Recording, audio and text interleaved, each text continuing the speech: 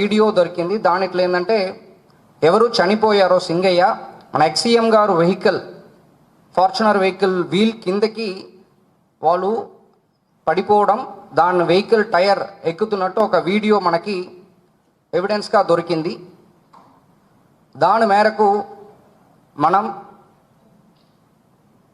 106 sub class 1 BNS సెక్షన్ని మళ్ళీ 105 BNS కిందకి మనం మార్చడం, అలాంగ్ విత్